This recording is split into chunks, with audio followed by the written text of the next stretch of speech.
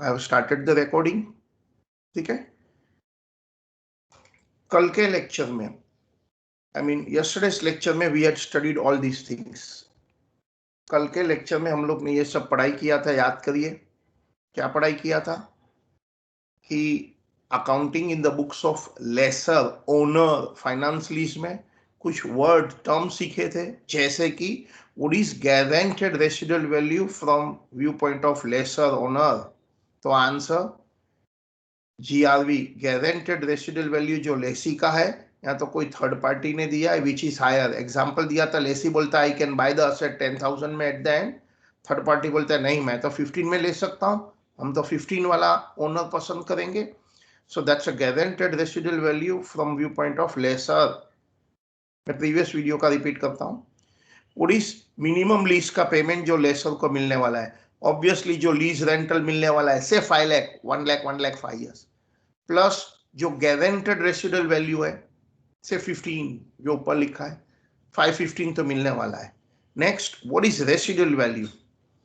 Residual value माने asset की scrap value. Suppose 25,000 है, कोई स्क्रैप डीलर को बुलाया, बोला तुम चेक करो ये जो असेट है उसकी लाइफ 5 ईयर्स की खत्म हो जाएगा, बाद में स्क्रैप की वैल्यू कितनी बचेगी? स्क्रैप डीलर भंगार वाला बोलते हैं मुंबई में उसे, बोलता है 25,000 होगी।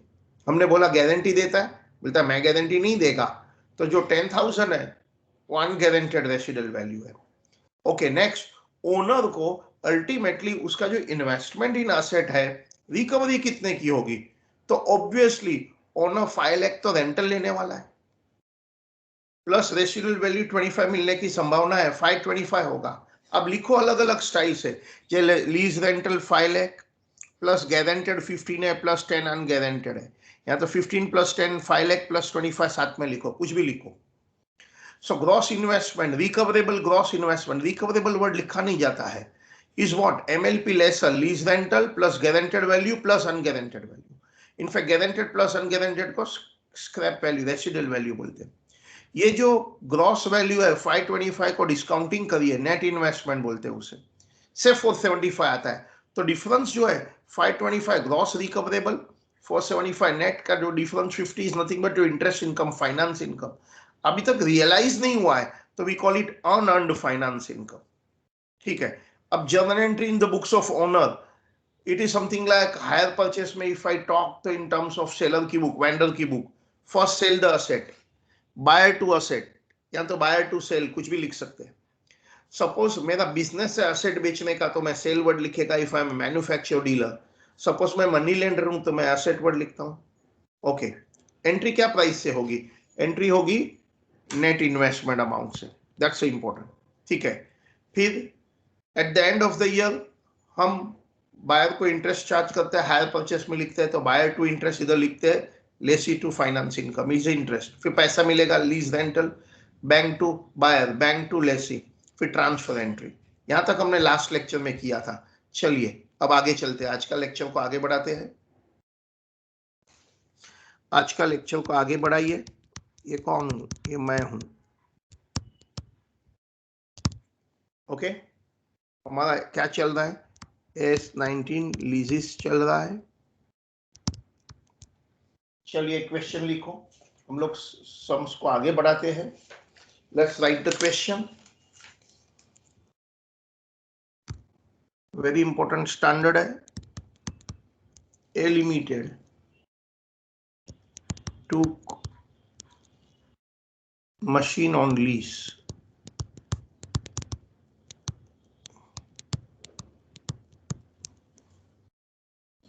fair value 1 lakh,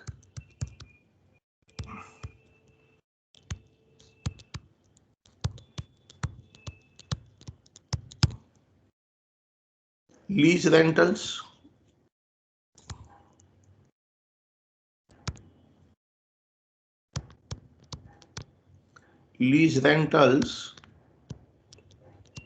30,000 per year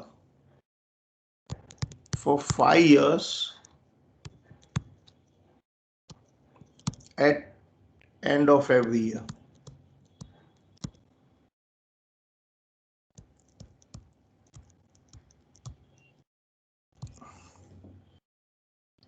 Gross अरे अपना गारंटेड रेसिडुअल वैल्यू लेसी के व्यू पॉइंट से and guaranteed residual value lessor के व्यू पॉइंट से, you know GRV lessee or third party whichever is higher. Residual value खुद 32 है, internal rate of return 10%. Calculate unearned finance income, मतलब hire purchase का table बना के जो करते हैं ना वही. पास जर्नल एंट्री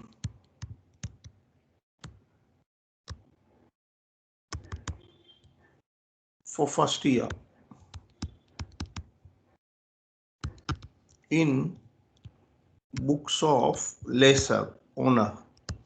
हम अभी ओनर की बुक ही तो सीख रहे हैं, अब हम ओनर की बुक ही तो सीख रहे हैं. ओके, अब हमारा जो मेन क्वेश्चन है, हमारा जो मेन क्वेश्चन था वो है journal entry in the books of lessor, वो एक क्वेश्चन है.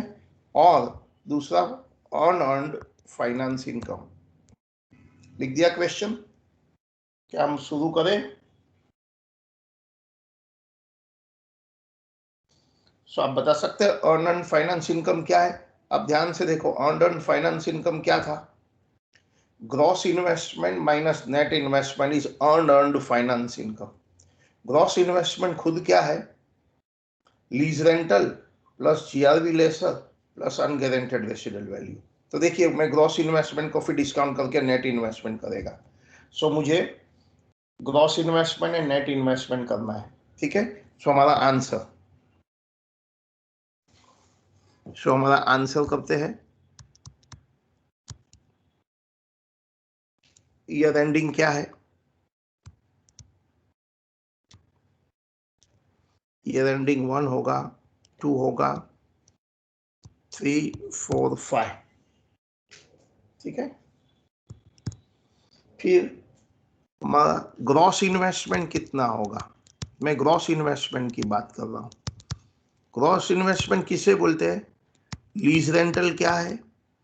इनफैक्ट याद रखने के लिए, understanding properly gross recoverable investment, that is a better understanding. मुझे 30,000 5 years का मिलने वाला है, प्लस मुझे 32,000 स्क्रैप वैल्यू है. उसका ब्रेकअप चाहिए तो आप जीआरवी देखिए एंड अनगारंटेड रेसिडुअल वैल्यू. वैसे इसका मतलब नहीं है, ठीक है, ब्रेकअप दिया या नहीं दिया. मेरी guaranteed residual value as a owner 15 मुझे मिलने वाली है, तो बचा अनगारंटेड 17 मिलने वाला है. This is nothing but the. तो अल्टीमेटली मुझे एज ए ओनर 5,32,000 का रिकवरेबल इन्वेस्टमेंट होने वाला है. सॉरी, 5 लाख किधर, ये 13 into 5 150 प्लस 32 182, ये मेरा ग्रॉस इन्वेस्टमेंट है, ग्रॉस रिकवरेबल इन्वेस्टमेंट है. 30 150 तो रेंटल कैश में है, 32 स्क्रैप डीलर से देगा, भले गारंटी है या अनगारंटी है. अच्छा, अभी मैं इसे डिस्काउंटिंग कर देगा एट 10%. एक बार डिस्काउंटिंग कर दिया तो मुझे नेट इन्वेस्टमेंट मिलता है, which is nothing but your PV. PV is nothing but the net investment.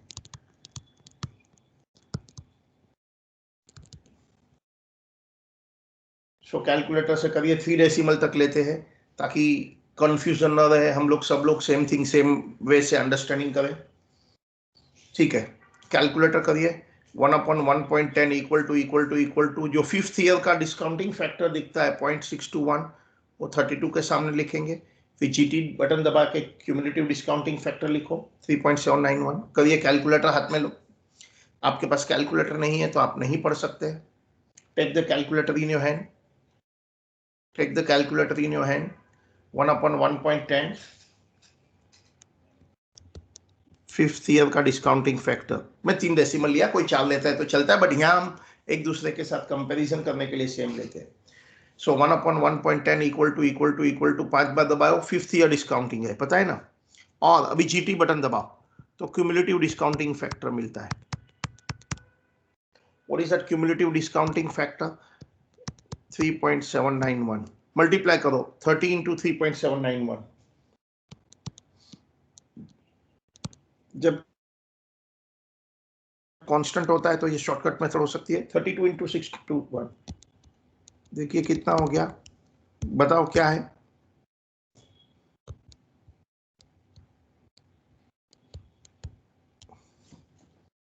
This is my net investment. So मुझे विथ इंटरेस्ट 182 मिल रहा है. उसमें से इंटरेस्ट एलिमेंट हटा के डिस्काउंटिंग किया तो 132 है. तो कोई मुझे पूछे इंटरेस्ट इनकम कितना है, जिसको फाइनेंस इनकम बोलते हैं, तो 182 माइनस 133 को इंटरेस्ट इनकम बोलते हैं. क्योंकि मैंने कमाया नहीं है, I call it earned finance income. क्या बोलते हैं उसे? Earned finance income. कमाया नहीं है, इसके लिए बोलते हैं अर्नड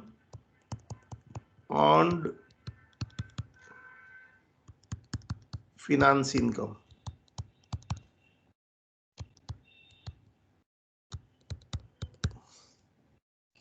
वो है मेरा ग्रॉस इन्वेस्टमेंट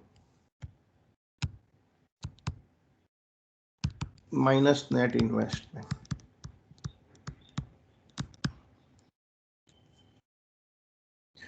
हमारा ग्रॉस इन्वेस्टमेंट 182 का है, नेट इन्वेस्टमेंट 133,602 है. 48,398. यदि मुझे ईयरली फाइनेंस इनकम कैलकुलेट करनी है ना, तो लाइक हायर परचेस टेबल बना देता हूं. पूछा या नहीं पूछा, हम कर देते हैं ना. ये टोटल अर्नड फाइनेंस इनकम है, इंटरेस्ट इनकम. बट मुझे कौन से ईयर में कमाया है वो देखना है, तो एग्जैक्टली लाइक है हायर परचेस टेबल बना दो. एग्जैक्टली लाइक है हायर परचेस टेबल बना दो, तो हम ईयरली फाइनेंस इनकम कैलकुलेट करते हैं. वो भी कर ही देते हैं ना. Calculation of yearly finance income. Calculation of yearly finance income start करें. Calculation of yearly finance income, वो हायर परचेस जैसा टेबल बनाना है. Calculation of yearly finance income, hire purchase जैसा टेबल बनाते हैं. बनाइए हायर परचेस जैसा टेबल. यहाँ डेट होता है, याद करिए हायर परचेस का टेबल. ओपनिंग प्राइस, फिर इंस्टॉलमेंट. इंस्टॉलमेंट को हम लोग क्या बोलते हैं इधर? रेंटल्स एक्सेट्रा बोले. और सबका टोटल मारेंगे तो तुम्हारा ग्रॉस इन्वेस्टमेंट ही तो होता है. ग्रॉस इन्वेस्टमेंट तो होता है. फिर फाइनेंस इनकम माने इंटरेस्ट, वही तो कैलकुलेट करना है.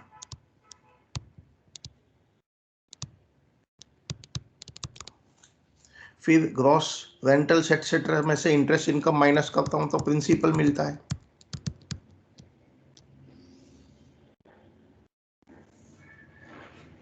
And then closing price. ये टेबल बहुत ही इंपॉर्टेंट है क्योंकि टीवाई में भी बार बार आएगा.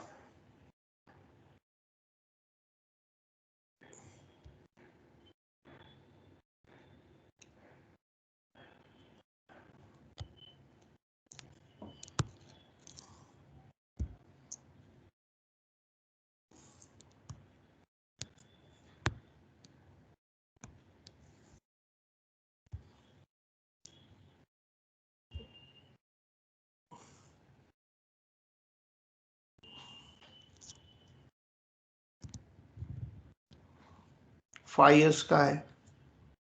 ये हमें ईयरली इनकम बताएगा. क्या बताएगा? Yearly income, yearly interest income. Interest income का दूसरा नाम है finance income.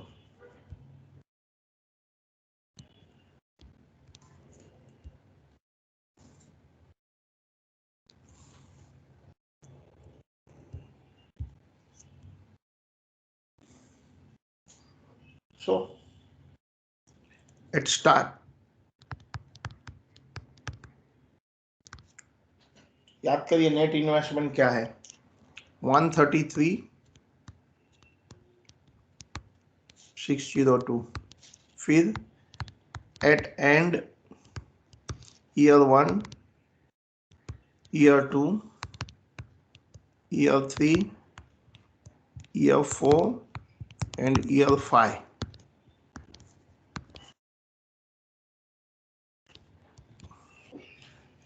Down payment first day तो कोई दे ही रहे money, so end of first year, end of second year, end of third year, end of fourth year, end सोच के बोलो एंड ऑफ फिफ्थ ईयर कितना होगा. 30 तो इंस्टॉलमेंट है प्लस 32 स्क्रैप वैल्यू मिलने वाला है, गारंटेड और अनगारंटेड हमने ग्रॉस इन्वेस्टमेंट में कंसीडर कर दिया है. बस अभी हायर परचेस जैसा टेबल बनाओ डिस्काउंटिंग करके.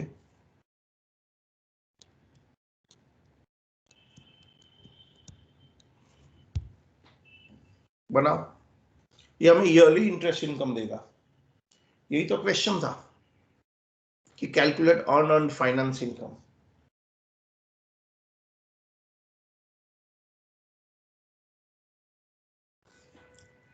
कैलकुलेट करके दो.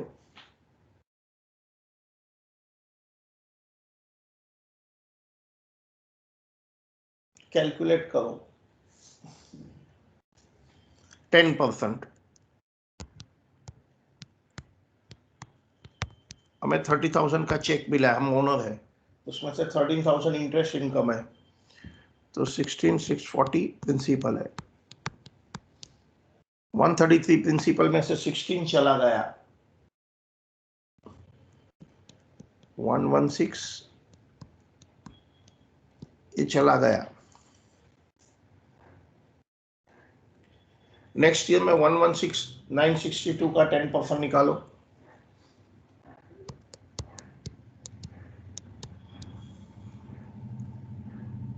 थर्टी में से 116 चला गया,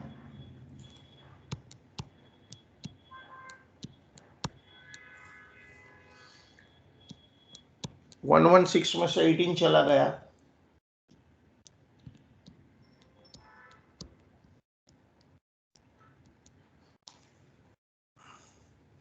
98,658. फिर अरे सॉरी 30 किधर लिखा, 98,658 का 10%, 9866, actually it comes 9,865 rupees 80 पैसे. 30,000 में से 9866 माइनस करो, 20,134. 98 में से 20,000 माइनस कर दो,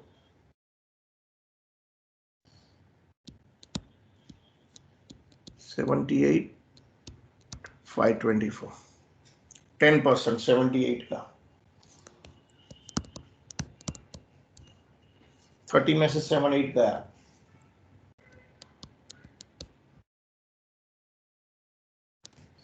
78 में से लास्ट ईयर में क्या करते हैं पता है ना. लास्ट ईयर में हम क्या करते हैं, 10% अप्लाई नहीं करते हैं. मुझे 56,376 की प्रिंसिपल पेमेंट करनी थी या रिसीट करनी है, उसके सामने 62 मिलता है, तो बचा है वो जो भी है वो इंटरेस्ट ही तो है. लास्ट ईयर में ऐसे करते हैं, we don't calculate 10% directly.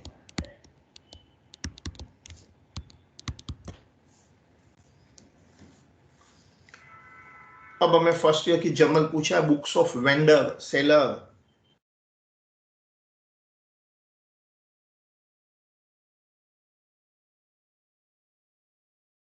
Vendor seller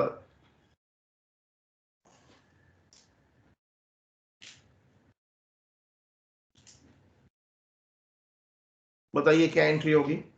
पहले ओरली मैं ओनर हूं, हायर परचेस के साथ कंपेयर करेंगे.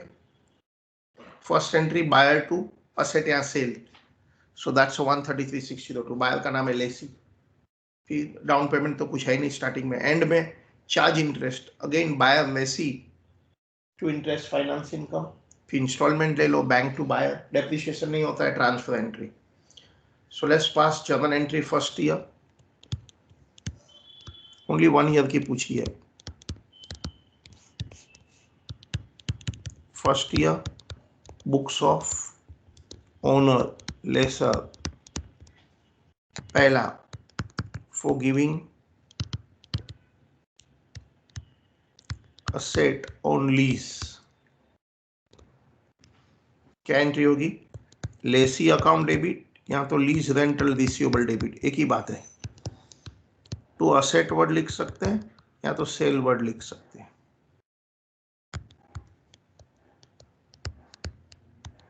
मैं मनी लेंडर हूं, फाइनेंसर हूं, तो असेट वर्ड लिखता हूं। मेरा बिजनेस ही असेट बेचने का है तो सेल लिखता हूं। जनरली असेट लिखते हैं, एज्यूमिंग मैं मनी लेंडर हूं, being asset given on lease. फिर सेकंड एंट्री कब आएगी? At end, straight way. At end क्या होता है? Record finance income, charge interest, charge interest, buyer debit to interest income, lessee to finance income, कितना? 13,360 first year. Table देख के करो, नहीं तो ऊपर से भी कैलकुलेट कर सकते सीधा इसका 10%। फिर गेट मनी, रिसीव मनी, मतलब वो जो लीज रेंटल का 30,000 का चेक आएगा ना,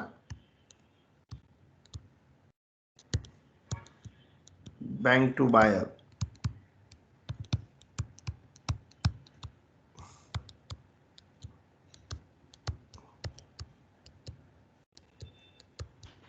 फिर बस ट्रांसफर एंट्री। मेरी इंटरेस्ट इनकम को पीएनएल में ट्रांसफर कर देता हूं।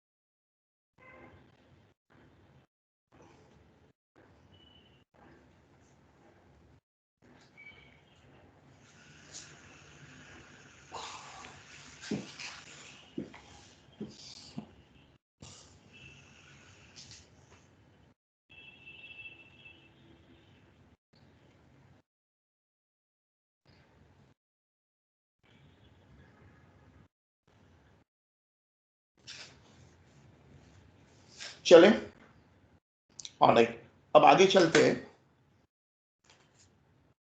अब हम लोग नेक्स्ट सम लेते हैं। नेक्स्ट सम का क्वेश्चन इतना कर दिया। नेक्स्ट सम का क्वेश्चन, हाँ हाँ कोई बात नहीं। नेक्स्ट सम का क्वेश्चन के लिए मुझे स्क्रीन शेयर बंद करना पड़ेगा, मुझे क्वेश्चन फाइंड आउट करना पड़ेगा। नेक्स्ट सम बहुत ही इंपॉर्टेंट है, हम जो करने जा रहे हैं सीए करने वाले ध्यान से देखना। सीए की, इंटर सीए के एग्जाम में ये क्वेश्चन 5 टाइम्स पूछा है। 5 time, can you understand? 5 time मतलब क्या? Same to same question 5 time पूछा है। हम देखेंगे वो क्या क्वेश्चन है।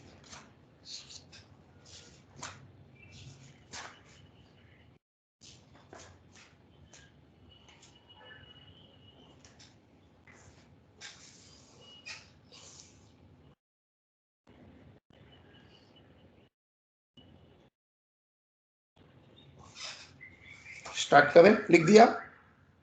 हाँ, अरे लिख दिया कि नहीं? जल्दी बोलो। Yes sir.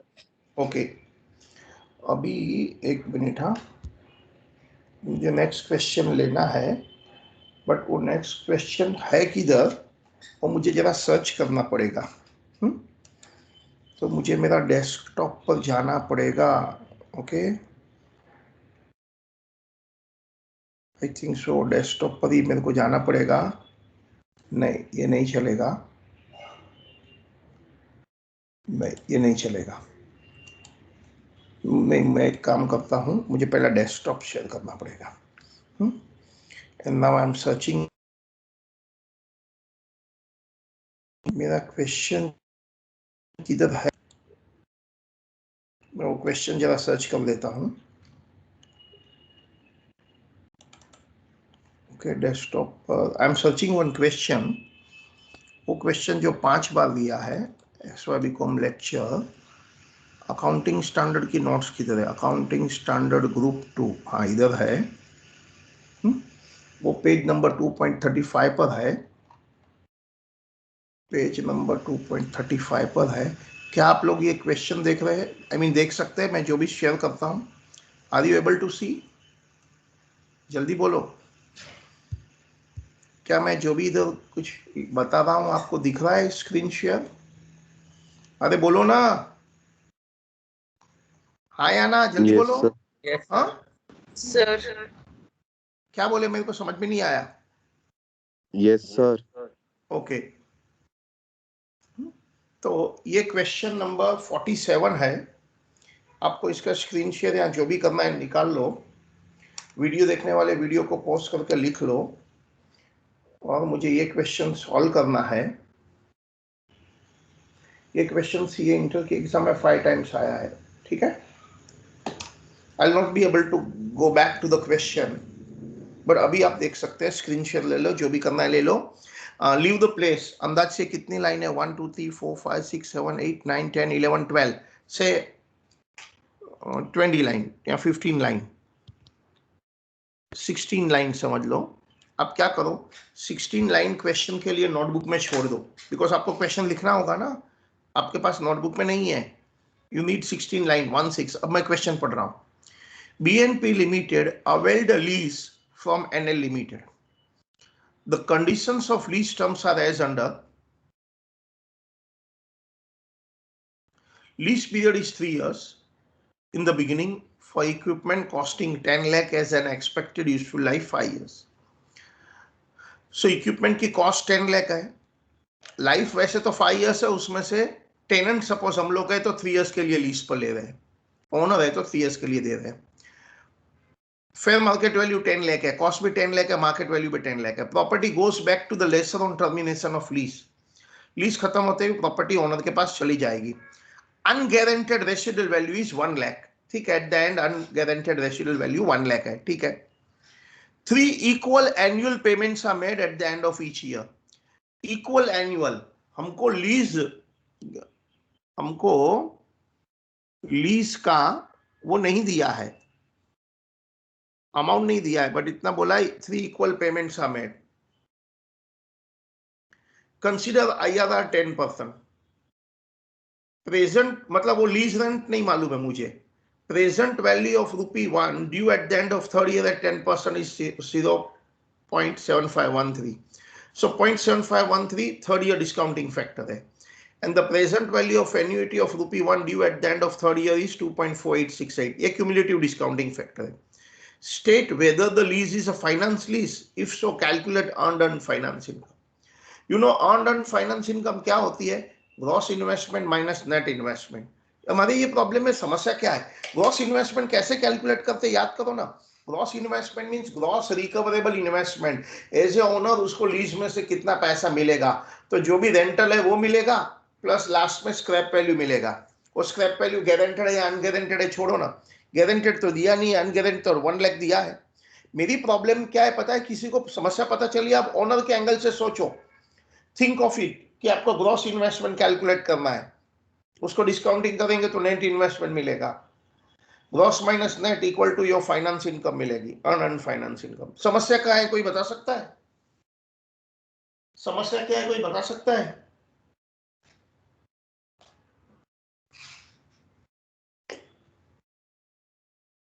किसी को समझ में आ गया समस्या क्या है?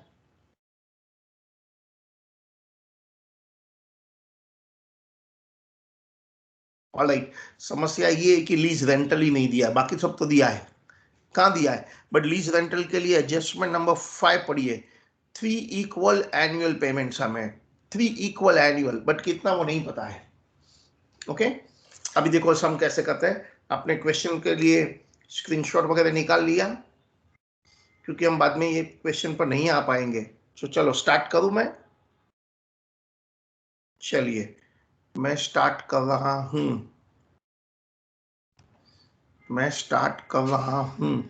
I am starting my question. मैं क्वेश्चन पर आ रहा हूं। क्या आपको मेरा स्क्रीन दिखाई दे रहा है? क्या आप लोगों को मेरा स्क्रीन दिखाई दे रहा है? हाँ या ना तो बोलो। Yes sir. ओके, क्वेश्चन कितनी लाइन छोड़ा बोला मैंने आपको छोड़ने के लिए, लिखने के लिए? पहले क्वेश्चन लिखने के लिए मैंने कितनी लाइंस बोली थी? आपको क्वेश्चन लिखना पड़ेगा ना? नहीं लिखा है तो आपको 16 लाइन छोड़ो क्वेश्चन के लिए। अब मैं आंसर पर आ रहा हूं, ठीक है? देखो, मैं कैलकुलेशन ऑफ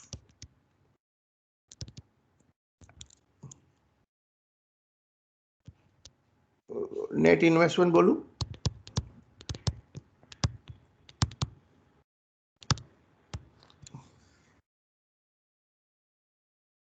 ओके, अब ध्यान से देखना कैसे है। 5 टाइम्स ये क्वेश्चन पूछा है। बोलिए, ग्रॉस इन्वेस्टमेंट माने रेंटल। सोच के आंसर देना। क्या हमको रेंटल्स दिया है? नहीं दिया है। लेकिन इतना मालूम है इक्वल है, मैं एक्स लेता हूं। एंड लास्ट में हमें कुछ दिया है 1 लाख। वो क्या था? Residual value. वो गारंटेड है या तो अनगारंटेड है? हमारे प्रॉब्लम अनगारंटेड है, गारंटेड तो है ही नहीं। ओके, अब हम इसे डिस्काउंटिंग करेंगे तो प्रेजेंट वैल्यू मिलता है। सोच के आंसर देना। ये प्रेजेंट वैल्यू का जो टोटल होगा वो क्या होना चाहिए? प्रेजेंट वैल्यू का जो टोटल वो क्या होना चाहिए? ये दिया है हमें। सोच के क्वेश्चन है, वो लोग देख के बोलो क्या होना चाहिए। This is same as what? ये क्या होना चाहिए? मैं 3 साल में इंटरेस्ट के साथ जो अमाउंट वसूल करेगा, रिकवरी करेगा एज ए ओनर, उसमें से इंटरेस्ट हटाता हूं तो मुझे कितना पैसा मिलना चाहिए?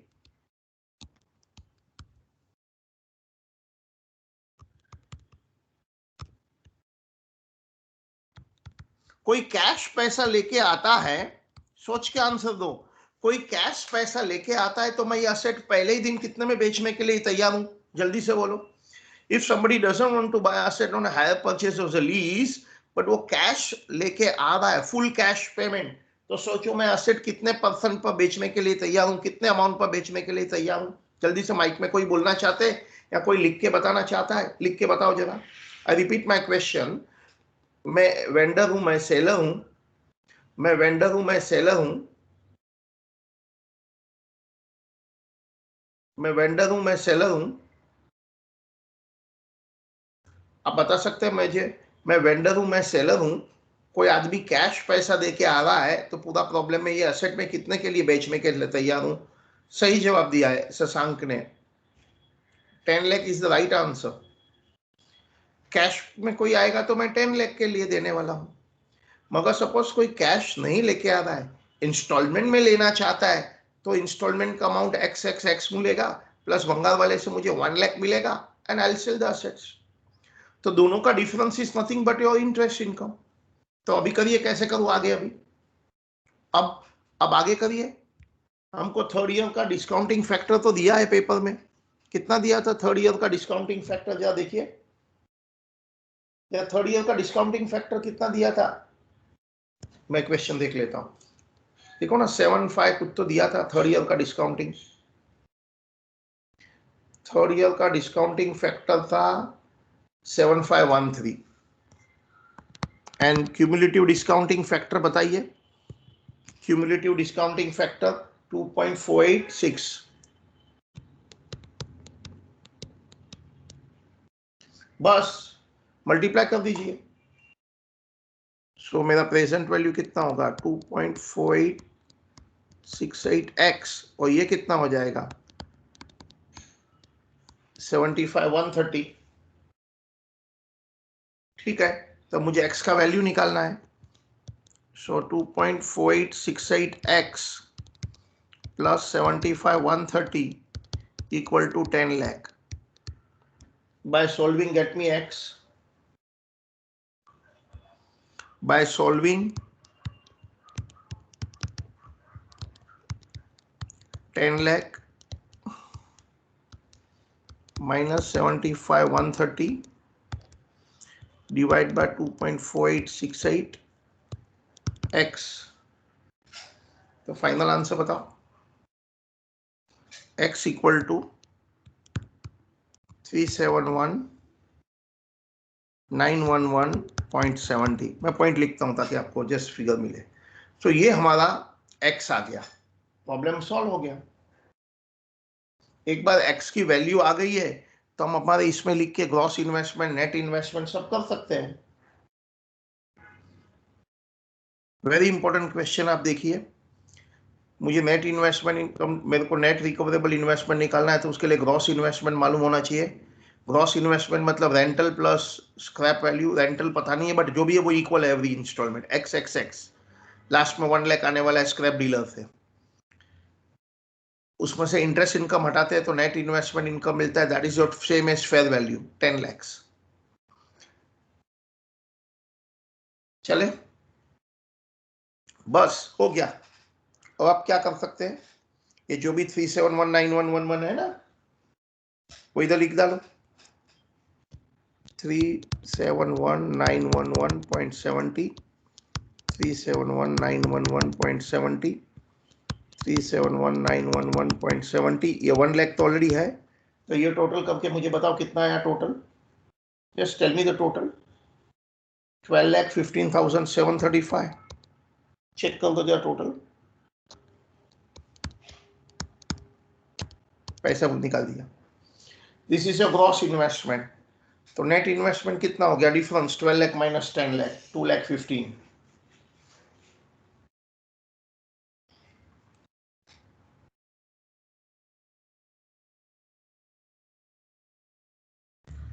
एक बार नीचे करिए ना.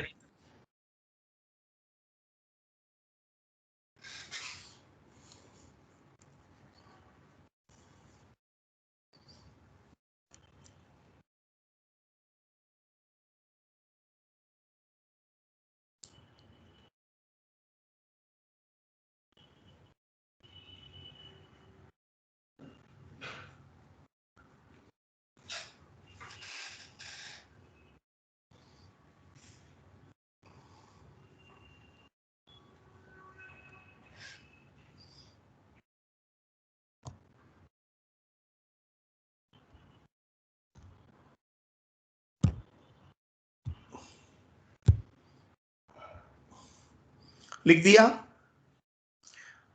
अब बता सकता है अर्न फाइनेंस इनकम कितना है टोटल.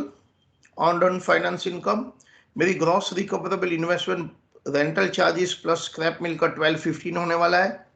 कैश में बेचता हूं तो 10 लाख होता है. तो 2,15,735 अर्न फाइनेंस इनकम. लिखो calculation of unearned finance income.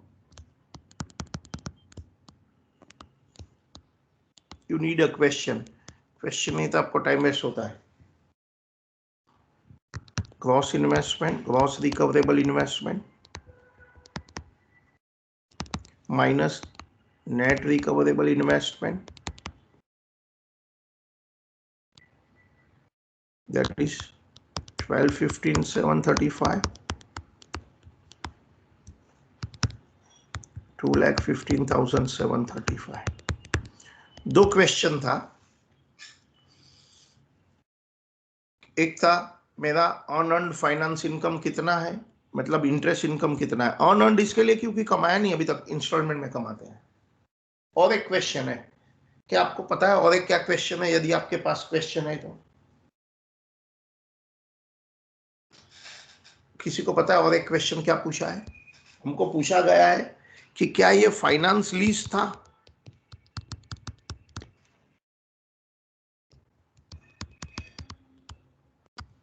You know finance lease का 5 इंडिकेटर था. 5 में से कोई भी इंडिकेटर कवर अप है तो फाइनेंस लीज है. जैसे एक इंडिकेटर था कि lease period is for full life of asset, वो फुलफिल नहीं होता क्योंकि यहाँ 5 years की असेट की लाइफ है, लीज पीरियड तो 3 ही साल है, तो लगता है फाइनेंस लीज नहीं है। But the many more indicator, check करिए क्या क्या है। हमको पूछा गया है whether it is a finance lease. क्या आपके पास नोटबुक में लिखे हुए हैं इंडिकेटर? मैं बताता हूं इंडिकेटर क्या था। इंडिकेटर ऑफ फाइनेंस लीज हमें पूछा गया है क्या है, फाइनेंस लीज है, ये इंडिकेटर ऑफ फाइनेंस लीज है। उसमें इंडिकेटर नंबर 3 पढ़िए, where lease term cover substantial period of economic life, ये नहीं फुलफिल होता है। 4th पढ़िए, where amount paid as a rental in terms of present value is almost equal to fair value of asset। मतलब owner जो rent recover करता है उसकी प्रेजेंट वैल्यू निकालता है तो almost maximum part of fair value of asset recovery कर डालता है। मतलब tenant owner need not keep on searching new tenant, तो उसको तो टेम्पररी लीज बोलते हैं। फाइनेंस लीज परमानेंट लीज होता है। Where amount paid as a rental in terms of present value is almost equal to fair value of asset। almost equal to में कितना होता है पता है? एटलीस्ट 90% तो रिकवरी हो जानी चाहिए, बाकी का 5-10% स्क्रैप से आ जाएगा। Amount paid as a rental in terms of present value is almost equal to fair value of asset। मतलब कि ओनर लीज रेंटल में ही असेट की पूरी कीमत ऑलमोस्ट रिकवरी कर डालता है। कितनी? तो लिखते हैं, अमेरिका में बोलते हैं वो लोग, अमेरिकन स्टैंडर्ड के हिसाब से एटलीस्ट 90% की रिकवरी होनी चाहिए, तो ये बात लिखते हैं। रिमार्क या तो note,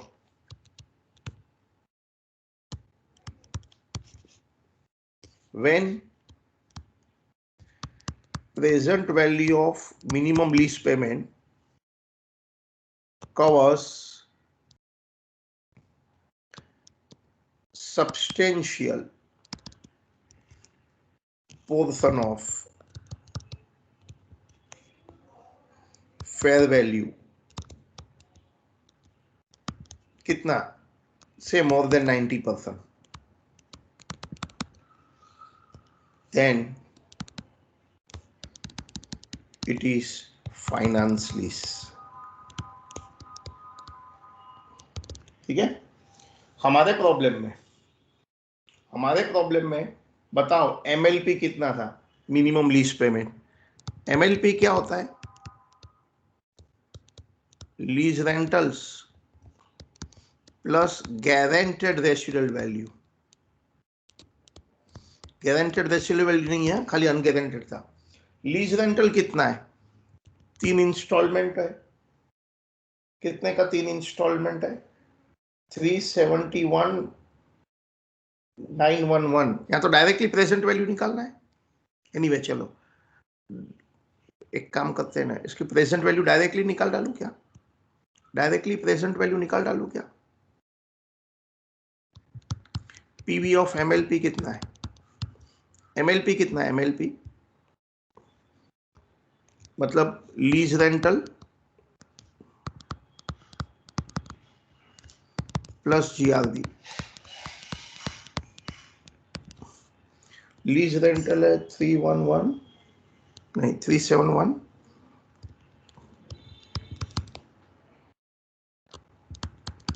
first year,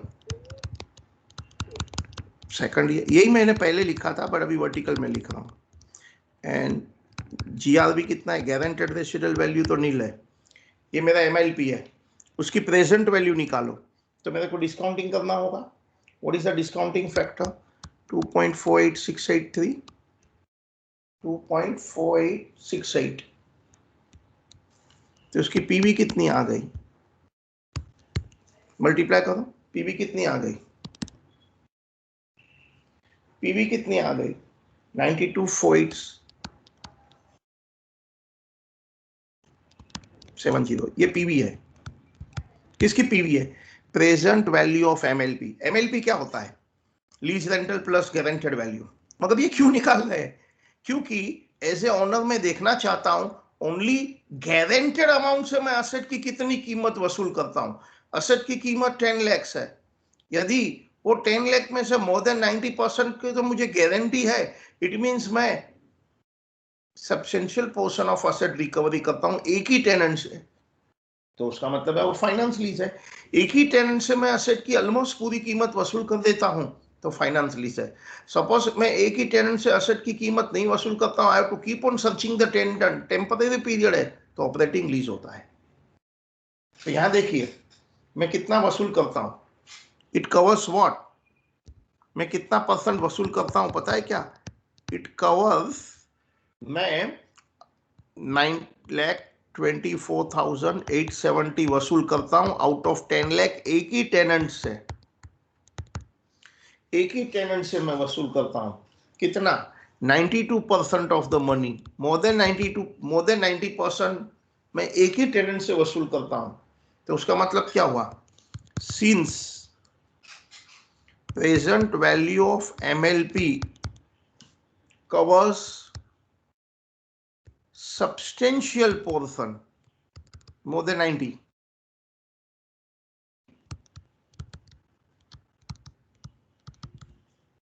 of fair value of asset। मैं क्वेश्चन वापस आपको बताता हूं, I mean I take through the answer one more time, चाहिए तो if you want I can have one more practice for CS student. Is a finance lease, मैं एक बार ये आंसर को पूरी वापस से ले जाता हूं just to explain you question क्या था, and if you want we can have exactly 100% same one more question.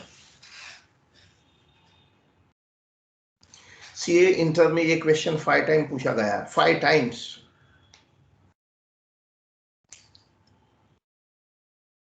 5 times.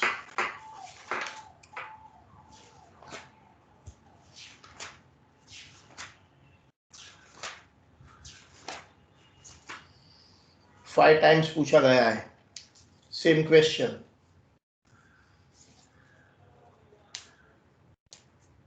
I'll take you one more time.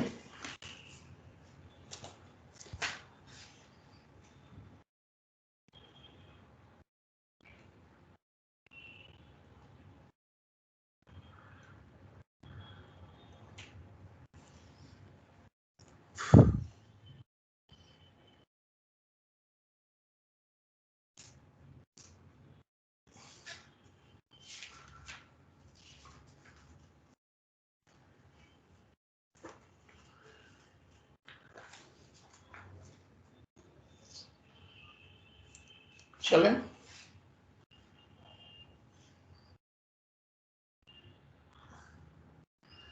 I'll just take through this question one more time. ठीक है, लिख दिया क्या, चलो एक बार वापस देखते हैं क्वेश्चन क्या था। सुनना, हमें दो बातें पूछी थी, ऑन फाइनेंस इनकम कितना है, इन फाइनेंस लीज है कि नहीं बताओ। हमको रेंटल नहीं दिया था, x x x, guaranteed value नहीं है बट अनगारंटेड है।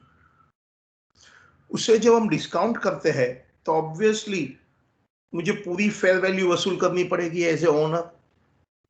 सो इसका discounting should be the net investment, that should be same as fair value, 10 lakh होना चाहिए। तो एक्स की वैल्यू हमने निकाली, बस वो हो गया। तो gross investment minus net investment earned. अभी हमको पूछा था क्या वो फाइनेंस लीज है, तो when present value of MLP covers substantial portion of fair value more than 90% तो फाइनेंस लीज है। ठीक है, एमएलपी में रेंटल प्लस गारंटेड, गारंटेड तो है ही नहीं, तो 924 है, 92% कवर अप करते हैं। ओनर एक ही टेनेंट से 92% रिकवरी कर डालता है कीमत का, मोर देन 90% है तो फाइनेंस लीज है। एक काम करते हैं, 100% सेम और एक क्वेश्चन लेता हूं, 100% सेम, किधर गया मेरा, 100% सेम और एक क्वेश्चन लेता हूं। क्या आप ये देख सकते हैं, प्लीज बताओ, आप देख सकते हैं कि नहीं, क्वेश्चन दिखता है, अरे बोलो, स्क्रीन दिखता है मेरा, अरे यार स्क्रीन दिखता है कि नहीं बोलो ना। Yes, yes. हाँ, तो आपको क्वेश्चन दिखता है राइट, तो will have one more question same like this, exactly और एक क्वेश्चन कर डालते हैं same to same. just same to same, 100% same question.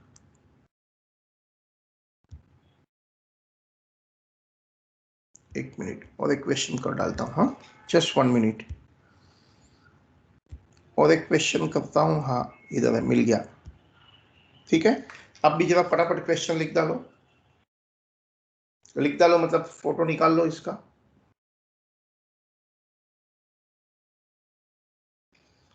Question का फोटो निकालना है तो फोटो निकाल लो। 100% same question. An equipment having a useful life 5 years, leased for 3 years. But the cost and fair value 6 lakh है, यहाँ 6 lakh है, पहले 10 lakh था। Amount will be paid in 3 equal installment at the termination of lease. The lessor will get back the equal investment. So मतलब 3 equal installment में lease rent है, amount नहीं मालूम है, and termination owner asset वापस लेता है।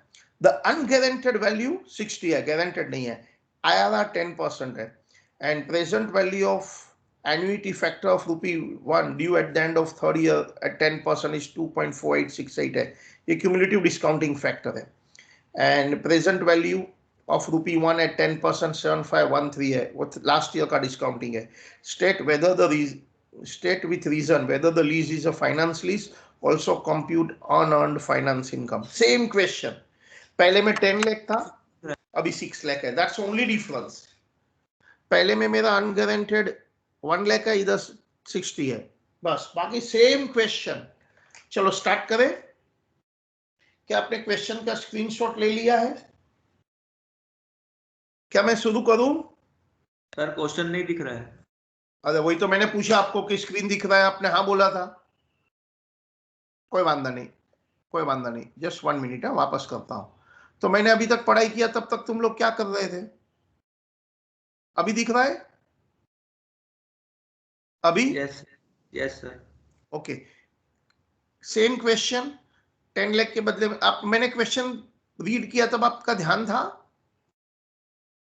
इक्विपमेंट लाइफ 5 इयर्स है, 3 इयर्स के लिए लीज है, cost and fair value 6 lakh है, amount will be paid in 3 equal instalment, but वो लीज रेंटल का अमाउंट नहीं है, and at the termination lessor will get back the equipment. Unguaranteed value यहाँ 60 है, पहले 1 लाख था, IRR 10% है, 2.4868 क्यूमुलेटिव डिस्काउंटिंग फिगर है, 0.7513 लास्ट ईयर का डिस्काउंटिंग है। State with reason whether the lease is a finance lease, also compute unearned finance income. Same question. क्या आपने स्क्रीनशॉट निकाला? क्या मैं शुरू करूं? Same question. क्या आपको क्वेश्चन दिखता है? करण,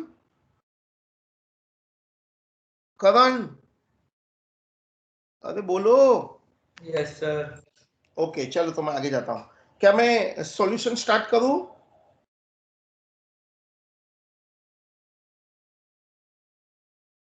मैं सॉल्यूशन स्टार्ट करता हूं।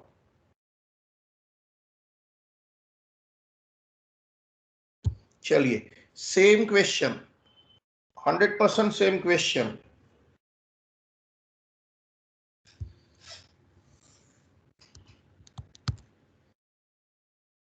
चलिए, calculation of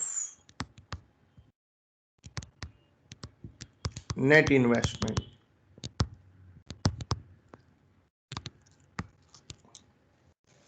year and, first second third year, ठीक है। मेरा ग्रॉस रिकवरेबल इन्वेस्टमेंट कितना था,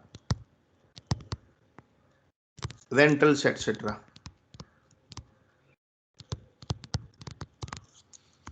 नहीं मालूम है, बट उतना मालूम है XXX था, और लास्टली 60 क्या था, अनगारंटेड रेसिडुअल वैल्यू।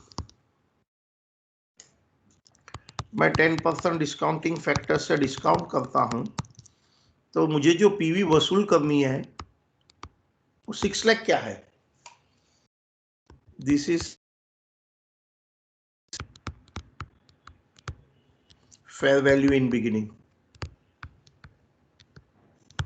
मतलब विदाउट इंटरेस्ट कोई मुझे आके बोलता है मुझे कैश में असेट खरीदनी है, ठीक है 6 लाख में ले जा, बोलता है नहीं कैश नहीं है, मैं इंस्टॉलमेंट में देगा, ठीक है आपको मुझे इक्वल रेंट दो XXX, और लास्ट में स्क्रैप डीलर 60 दे सकता है।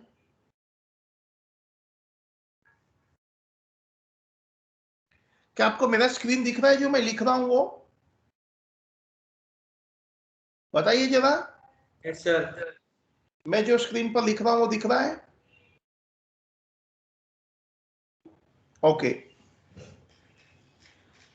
ओके, अभी सो डिस्काउंटिंग फैक्टर बताइए।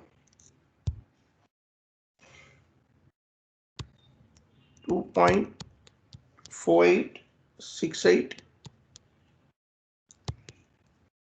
ये 3 years का डिस्काउंटिंग है, और लास्ट ईयर का 0.7513, सो ये हो गया 2.4868x, और ये कितना हो गया 60 मल्टीप्लाई बाय 7513, वो हो गया 45078। So get the value of x. So 6 lakh equal to 2.4868x plus this much. So x कितना होगा 45078 divided by this, तो कितना हो गया x? x is nothing but your lease rental.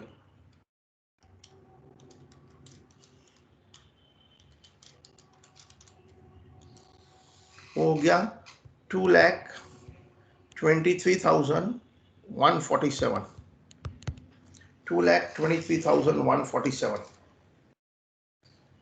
223,147, 223,147। तो मेरी भी ग्रॉस इन्वेस्टमेंट कैलकुलेट कर दो। 223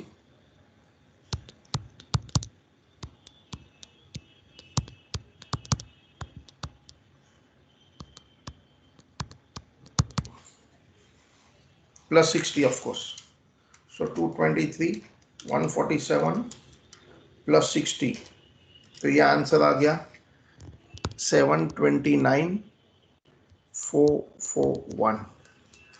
तो 729,441 माइनस 6 लाख, आपका 129,441 आपकी अर्न फाइनेंस इनकम है। आपको पूछा है अर्न फाइनेंस इनकम कितना है, अर्नड फाइनेंस इनकम क्या पूछा है, अर्नड जो इंटरेस्ट इनकम कमाया नहीं है वो कितना है। तो answer gross investment minus net investment. Gross investment 729,441 है, 60 मिला कहाँ, और नेट इन्वेस्टमेंट 6 लाख है, 129,441।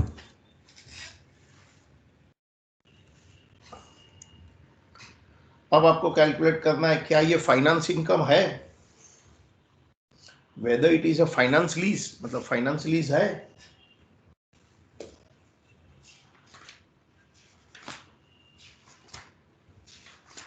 क्या ये फाइनेंस लीज है?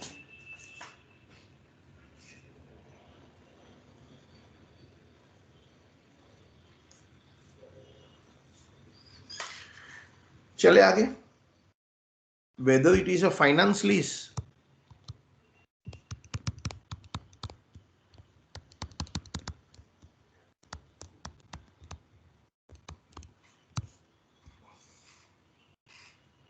तो क्या आंसर है, when present value of MLP covers substantial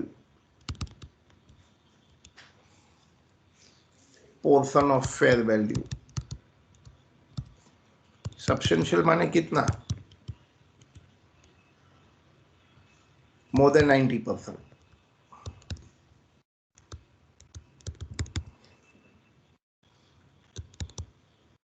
then it is finance lease. तो हमारे प्रॉब्लम में वो कितना कवर अप करता है वो देखना पड़ेगा ना। सो calculate present value of MLP. कैसे मिलता है एमएलपी पता है? एमएलपी कैसे मिलता है? रेंटल प्लस जीआरवी को एमएलपी बोलते हैं। रेंटल्स कितना था? ऊपर लिखा था ना rental 223,147 223,147 end of first year, second year, third year.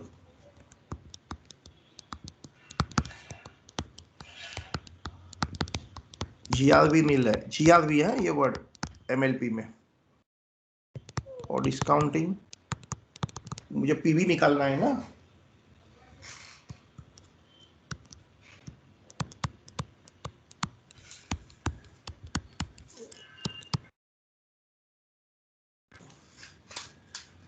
$223,147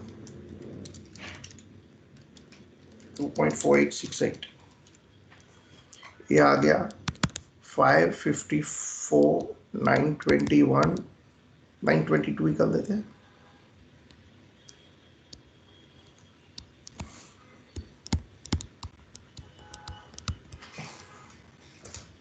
So it covers what? It covers out of 6 lakh। Calculate करो कितना कवर अप होता है। 92.48%। 90% से ज्यादा कवर करता है। So it is a finance lease. Since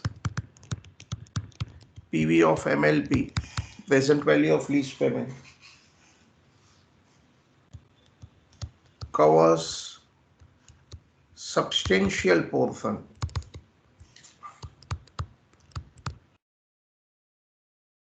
what is that substantial portion? 90%, more than 90% of fair value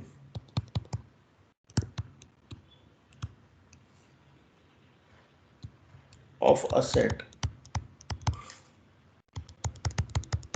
It is finance lease. उसका simple language में मीनिंग ये है, non technical. As a owner मैं मोर देन 90% मनी एक ही tenant से recovery कर सकता हूँ। मोर देन 90% मनी मैं एक ही टेनेंट से रिकवर करता हूँ तो फाइनेंस लीज। सपोज मैं एक आदमी से रिकवर नहीं कर सकता हूँ, बार बार मुझे टेनेंट फाइंड करना पड़ता है, टेम्पररी लीज होती है तो ऑपरेटिंग लीज होता है।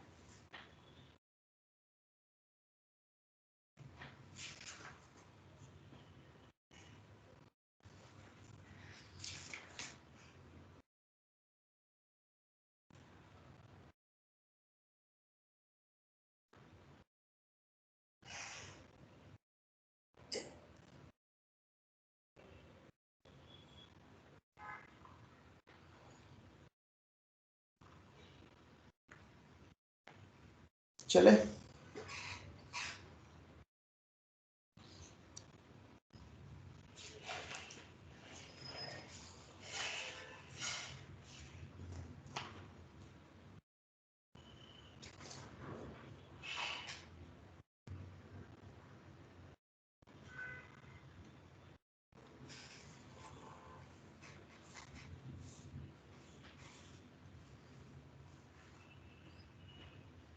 हो गया तो मुझे बोलो कितने लोग को समझ में आया ये कॉन्सेप्ट? तो वाई वर्ड लिखो, मुझे भी मालूम पड़े तुमको क्या करना है।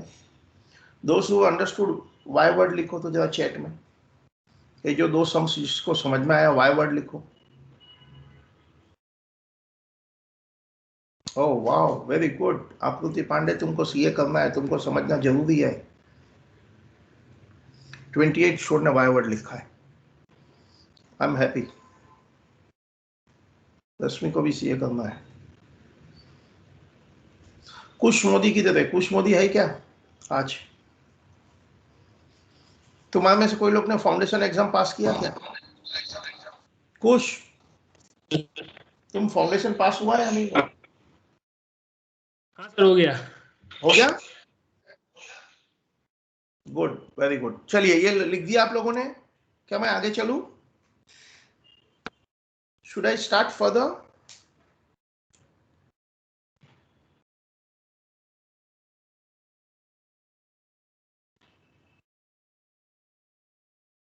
क्या हम लोग स्टार्ट करें आगे?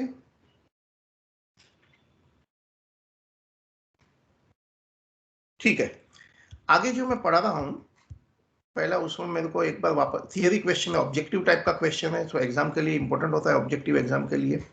वो क्वेश्चन है, what are the indicator of finance lease. पता है ना, फाइनेंस और ऑपरेटिंग लीज में फर्क पता था ना?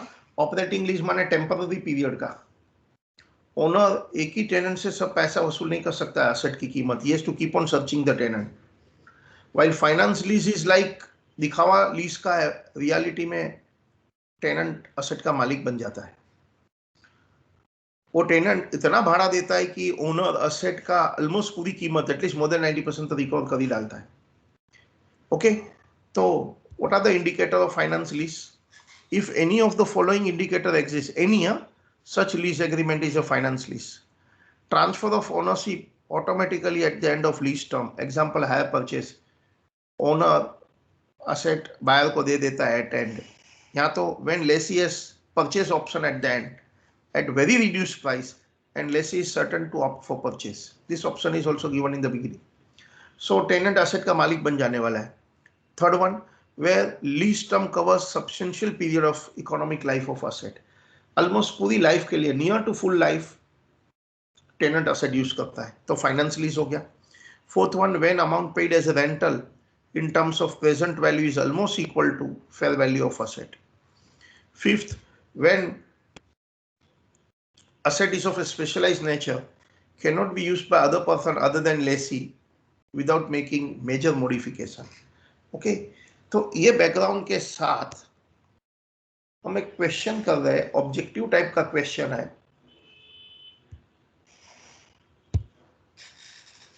ऑब्जेक्टिव टाइप का क्वेश्चन है।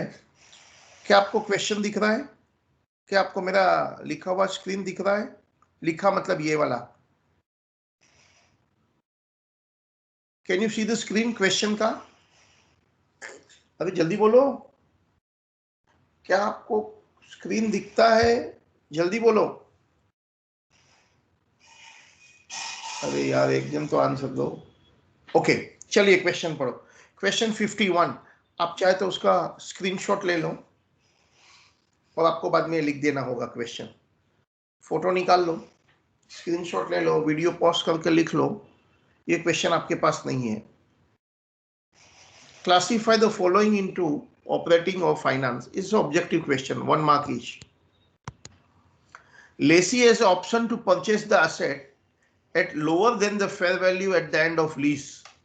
मतलब लेसी को एक ऑप्शन दिया गया है, तो तुम एकदम सस्ते भाव में उस वक्त जो उसकी वैल्यू होगी उस वक्त उससे भी सस्ते भाव में खरीद लो, तो डेफिनेटली लेसी तो खरीद ही लेगा। दैट मीन्स लेसी को मालिक बनना तय है, एंड में नक्की है। तो बताओ क्या आंसर आया? If it becomes certain at the inception, starting में पता चल गया कि option will be exercised by the lessee, तो definitely finance lease है।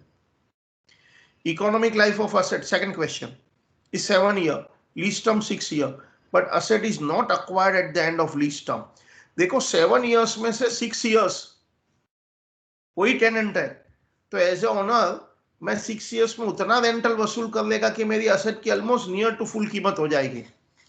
The lease will be classified as finance lease since a substantial portion of the life of asset is covered by the agreement. Third one, economic life of the asset is 6 years. लेकिन only lease term is 2 years. But आगे पढ़ो, the asset is of a special nature and has been purchased, procured only for the lessee. अरे as a owner में asset खास लेसी के लिए special type की asset है। भले वैसे तो असेट 6 साल चलता है, बट टेनेंट बोलते हैं I need only for 2 years, तो एज ए ओनर में 2 year में पूरी असेट की कीमत वसूल कर देगा। तो क्या होगा ये? एज ए ओनर में 2 year में फुल असेट की कीमत वसूल कर देगा, तो क्या होगा? फाइनेंस लीज होगा। Fourth, PV of MLP covers almost the fair value of asset. PV of MLP covers almost the fair value of asset, वही तो बताया अभी अभी हमने जो सम की है, surely it is a finance lease. So ये ऑब्जेक्टिव क्वेश्चन थे। ओके, अभी मेरे पास टाइम है, और एक क्वेश्चन करता हूं,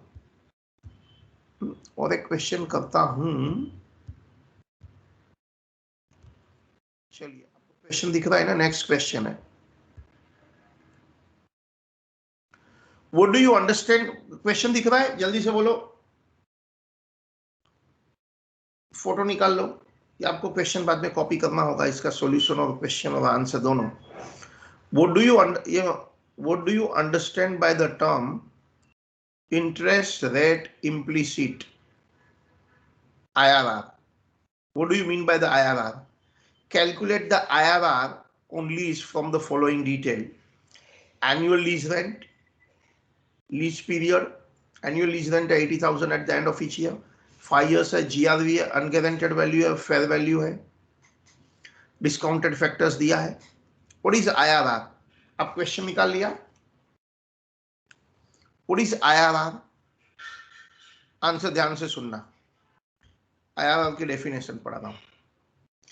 IRR in the lease is that discount rate which causes the aggregate present value of PV of what?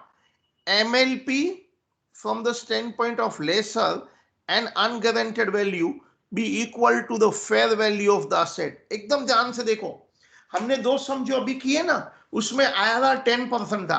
पता है IRR 10% के बाद मैंने क्या किया था? मैंने ग्रॉस इन्वेस्टमेंट को डिस्काउंट करके उसको फेयर वैल्यू लिखा था। Understand the meaning? ये हमने ये कॉन्सेप्ट का यूज किया था।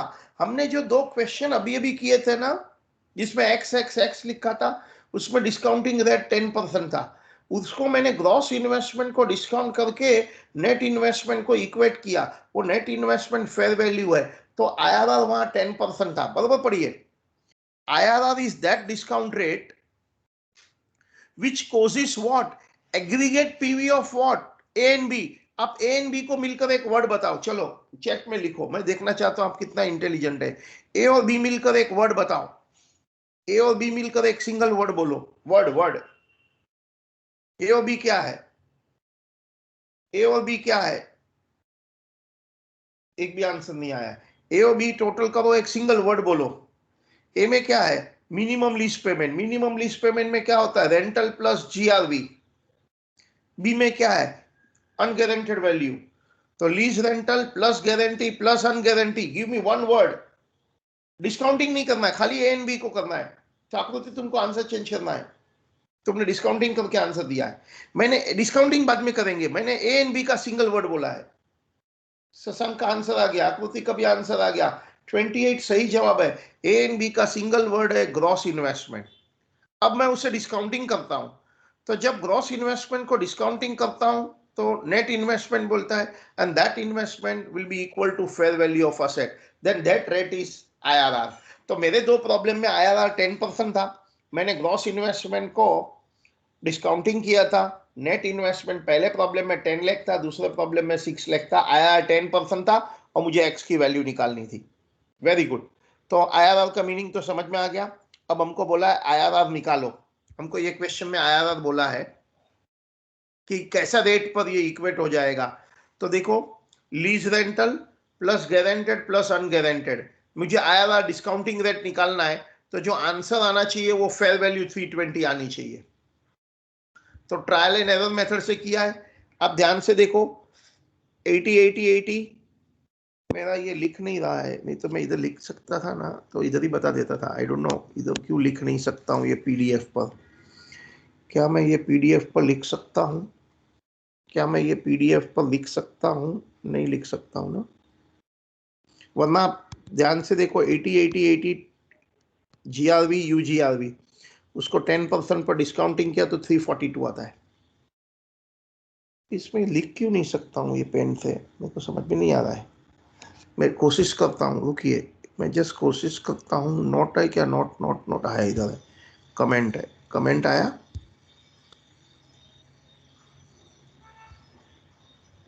कमेंट, मुझे इधर कुछ लिखना है।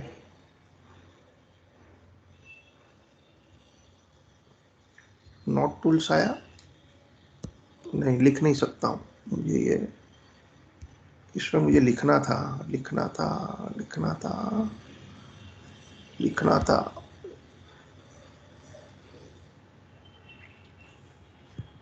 नहीं लिख सकता हूँ, somehow I am not able to write it, तो ठीक है छोड़ो, मैं इसको लिख नहीं सकता हूँ।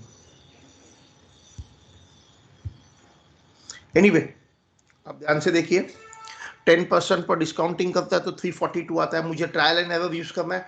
10% का फिगर ये लिया, इधर दिया है मुझे सब फैक्टर, फिर भी मैं 14% से डिस्काउंट करता हूँ। 10% से डिस्काउंटिंग किया, अभी 14 से करता हूँ। अभी ये 14 पर इधर है ना, लिखा 10 है, हाथ है उधर, बट रियली वो 14 है। अब 14 से डिस्काउंटिंग किया तो 307 आया। तो आपको कैलकुलेट करना है, पता है ना, आपको आया था ट्रायल एंड एरर से निकालना है। 10% तो बेस है, जब रेट डिफरेंस 4% है तो वैल्यू 342 से 37 क्या हो जाता है, लेकिन हमको तो 320 तक पहुंचना है। आया था ट्रायल एंड एरर से निकालना है, 12.61% आता है। कितने लोग को आता है ट्रायल, कितने लोग को समझ में आया था? मैंने समझाया नहीं है, ऑलरेडी सॉल्यूशन है। यस वर्ड लिखो समझ में आया तो। आया था तो ट्रायल एंड एरर मेथड है। अब चाहे तो मैं ये फिगर लिख सकता हूँ फोटो निकाल के, अपनी अपनी जो नोट्स है ना उसको मैं लिख देता हूँ, इफ यू वांट सेम निकाल के। इसका फोटो निकाला मैंने and I right the same figure. Anyway कितने लोग को ये समझ में आया? ये एक भी आंसर नहीं आया, आया था नहीं समझ में आया है?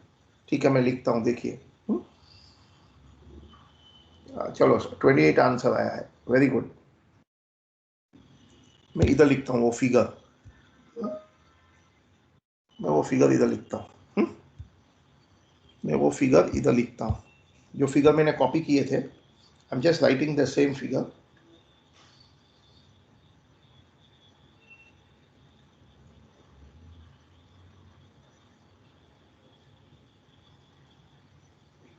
हाँ मैंने वो फिगर कॉपी किए थे, जस्ट मैं आंसर लिखता हूँ इधर।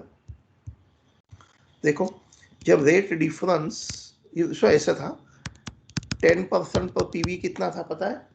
10% पर पीवी था 342,944। फिर 14% पर था, 14% पर था 307। और पता है हमको 320 पर जाना था, हमारी फेयर वैल्यू 320 पर इक्वेट करना था। तो क्या करते हैं, जब रेट डिफरेंस 4% है, 4%, तब ये अमाउंट का डिफरेंस कितना हो गया? ये अमाउंट का डिफरेंस 342, मैं आया सिखाता हूँ, trial and error method FM। 342,944 minus 30,776 35,168 होता है। लेकिन मुझे तो ये डिफरेंस निकालना है, ये डिफरेंस होता है 22,944। तो क्रॉस मल्टीप्लाई कि जब अमाउंट डिफरेंस 35,168 है, तब रेट डिफरेंस 4% था। जब अमाउंट डिफरेंस 22,944 है तो कितना? Cross multiply. मैं FM का ट्रायल एंड एरर सिखा रहा हूँ, हमने लास्ट वीडियो में ये देखा था। जो लोग डायरेक्टली ये वीडियो नहीं कर सकते, आपने सब सीक्वेंस में वीडियो देखना चाहिए। ये आ गया 2.60, तो हमारा IRR कितना हो गया? 10% तो बेस रेट है, प्लस ये 2.60 है, तो फाइनल आंसर 12.60 या 61 जो भी लिखना है। ये हमको आंसर दिया था, पेपर के अंदर आंसर दिया था, 61 करना है, उन्होंने 61 किया है इंस्टीट्यूट के, CA इंस्टीट्यूट के आंसर में। चलो 61 कर देते हैं, CA इंस्टीट्यूट का ही आंसर था। IRR कैसे निकालना है उसके बारे में था ये। ओके सो इसके साथ अभी ये लीज अकाउंटिंग चैप्टर में एक टॉपिक बचा है, वो सिर्फ CA वाले के लिए काम का है, उसका मैं अलग से वीडियो रिकॉर्ड करता हूं। Sale and lease back, sale and lease back concept है, उसका मैं अलग से वीडियो बना रहा हूँ, लेकिन ये सिर्फ किसको करना है, पढ़ना है, सीए करने वाले को। किसको नहीं पढ़ना है, जो सीए नहीं कर रहे हैं, उसका मैं अलग से वीडियो बना रहा हूँ, आप पक्का देख सकते हैं।